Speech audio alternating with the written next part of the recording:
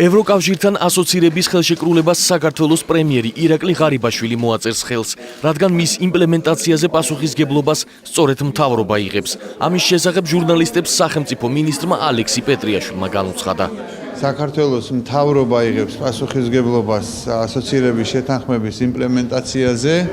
საქართველოს მთავრობა არის პასუხისგებელი იმაზე, რაზეც მოილაპარაკა ევროკავშირთან, შესაბამისად საქართველოს მთავრობის ხელმძღვანელი მოაწერს ასოცირების შეთანხმებას ხელს. ალექსი პეტრიაშვილის ამ განცხადებას პარლამენტში აზრთა სხვადასხვაობა მოჰყვა. ნაციონალური მოძრაობის წარმომადგენლები ამბობენ, რომ ასოცირების ხელშეკრულებას ხელი საქართველოს პრეზიდენტმა უნდა მოაწეროს. მართლ გუნდში კი აღნიშნავენ, რომ ამას გადამწყვეტი მნიშვნელობა არ აქვს. ობიექტურად ხელმომწერი უნდა იყოს პრეზიდენტი, მაგრამ ამ გარემოში გაუგებარი, არ ვიცი, კიდე ერთხელ რო არ შევწყვეტ, კარგი იქნება. აქ არის მთავარი, რომ საქართველოს სახელმწიფო აწერს ხელს და ეს არის პრინციპულად მნიშვნელოვანი. ჩემთვის მაგალითად, როგორც მოქალაქისთვის და არ არის მნიშვნელოვანი ამას მარგველაშვილის ხელის მოწერა ექნება ამ ხელშეკრულებას თუ ღარიბაშვილის თუ ფანჯიკისის თუ ასე შემდეგ. ევროპის საბჭოს პრეზიდენტის ვიზიტის მნიშვნელობაზე ისაუბრეს მთავრობისა და ოპოზიციის წარმომადგენლებმა. ეს არის ძალიან დიდი ნაბიჯი, მაგრამ ეს არ არის საბოლოო ნაბიჯი.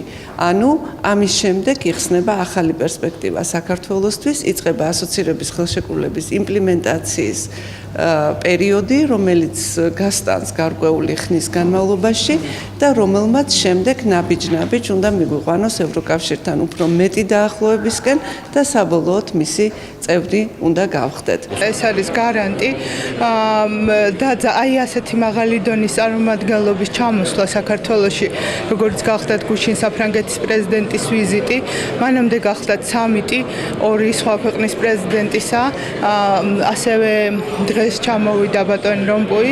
მე ვფიქრობ, რომ ეს არის მართლაც ხაზგასმით მხარდაჭერა ასოცირების ხელშეკრულების ხელმოწერამდე საქართველოს ევროპული არჩევანის. მისასალმებელია, რომ ევროპიდანაც მოდის სიგნალი, ინტერესის ძალიან დიდი სიგნალი და ეს ვიზიტიც ამის დასტურია. ოღონდ ამას ერთი მნიშვნელოვანი წინაპირობა აქვს.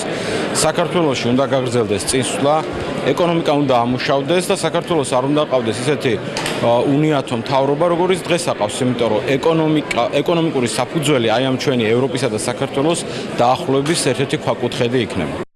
ევროპის საბჭოს პრეზიდენტი თბილისში დღეს გამთენიისას ჩამოვიდა. ეს ჰერმან ვან რომპუის მეორე ვიზიტია საქართველოში.